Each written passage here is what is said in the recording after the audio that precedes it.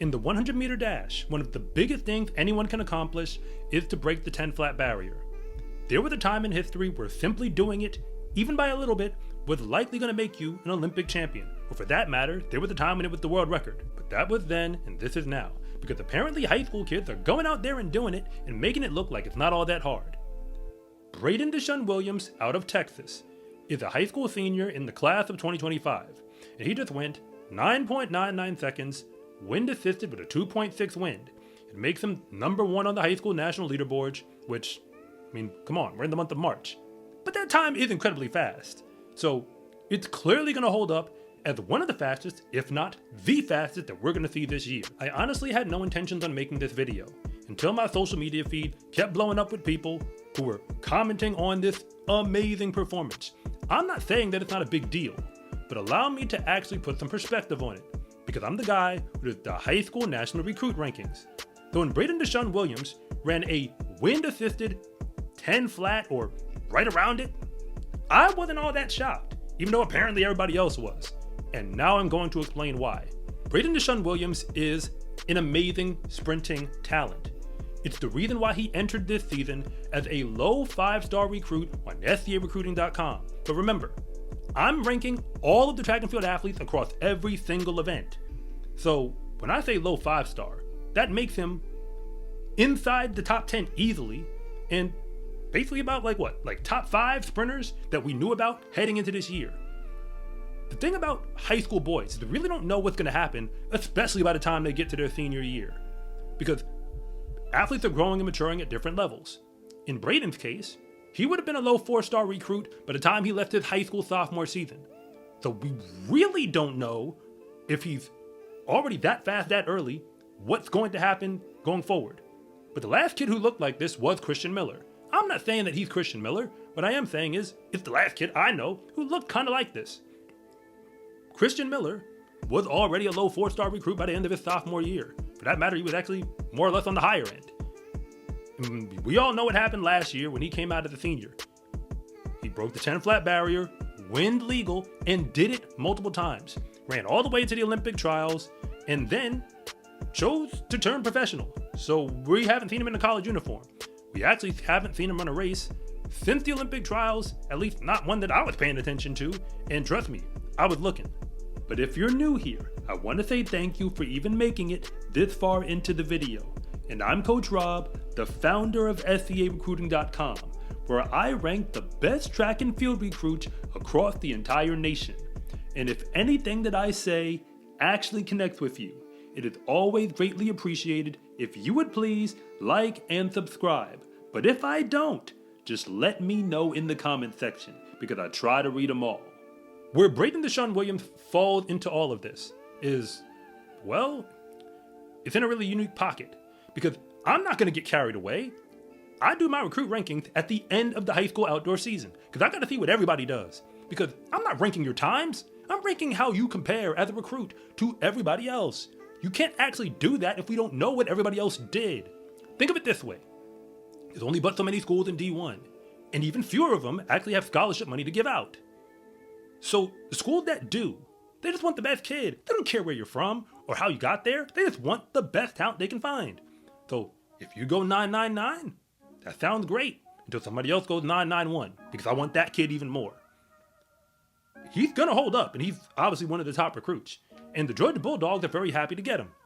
But if we go off of last year, like the class of 2024, where they had multiple heavy hitters in that class, so far, what those boys are looking like since they hit college, allow me to just fill you in on the truth about what actually happens to these kids. Because everybody gets carried away about how fast somebody's going to go. And remember, we've got to let athletes develop. Christian Miller was the #1 sprint recruit. For that matter, the top track and field recruit that we actually had. And he did not run in college. So just move him off the board. We don't know what he's going to do yet.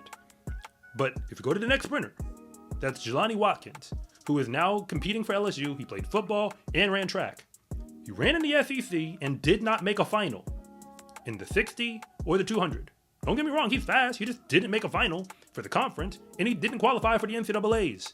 Let that sink in. He's the #2 sprinter in the entire nation, and that's how fast he was. Or, I guess, at the college level, how slow.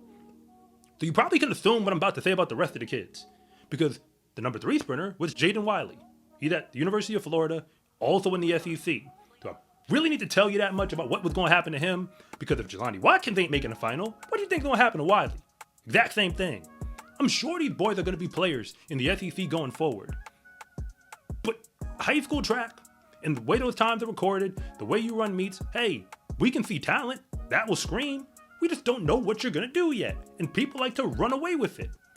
Even if you take an athlete like Kane Stanley, who is at the University of Miami in the ACC, he ain't even in the SEC. He still didn't make a final at the conference indoors, in the 60 or the 200. It just is what it is.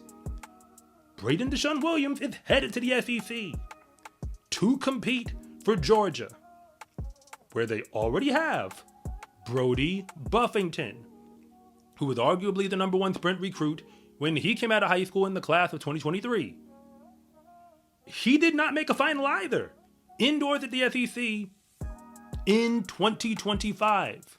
All that being said, if I'm going to be 100% honest, like if you really care about what's happening out there, I'm gonna tell you. In the class of 2025, amongst all the boy sprinters that we had on the board, nobody had really stood out amongst that class yet, at least till we got to this year. We had fast kids, and somebody had to be the number 1 sprinter. But if I am a Division I coach who is recruiting for the class of 2025, and I'm looking at all the boys in America, of course some of them are going to get scholarships. But going into this year, I had not seen enough evidence. If I'm a coach who wants to win a national title, who's immediately going to offer one of those boys, emphasis on the term, immediately, without considering what's in the international pile. We know that you can find Olympic caliber athletes from Zimbabwe or Nigeria and get them to jump into your uniform and then run past everybody immediately. Remember, in the NCAA championship final for the 100 in 2024, there were like 7 international athletes, only 2 Americans on the line in the final. And guess where you think the 2 American men finished in that race? All the way in the back. I'm not making this up. And everybody who was ahead of them in that final showed up at the Olympics. Some of them came back to college this year to continue competing. That is what Division I talent is actually like when you get to the highest level. Brayden Dashun Williams is an amazing talent. I'm going to be watching him going forward. I wasn't shocked. He was already a low 5-star, and it's incredibly hard to be a 5-star on my list for all of the reasons I just mentioned. Because even if you are a 5-star, there's no guarantee you're going to go off once you get to college, at least not in your freshman season. Again, the facts are just the facts. I'm just telling you what the numbers have said historically. And the elephant in the room that absolutely nobody wants to address is that athletes in today's era are faster than what we've seen historically. I'm not just making this up, I'm saying it based on data reports. If you look at NCAA D1, D2, D3, and the high school level, all of the men on average, if you look at the top 25 or the top 50 or so that you look at on any leaderboard at any of those levels, in the 100, we're getting about almost 0.2 faster for everybody who's competing at these levels. So that means if you were running track in 2010, the boys today are about a 0.2 faster from wherever you were. And I'm not saying that the times aren't real. What I'm saying is there's a lot of ingredients as to why people are running faster. So when we focus so much on the clock doesn't matter as much if everybody runs faster. Because you might be the fastest high school boy. You might. But remember, at the college level, that's not who you're running with anymore. So if you actually care what I have to say about this topic, allow me to keep it brief. Breaking 10 flat in the 100 is a big deal, especially when you do it at the high school level.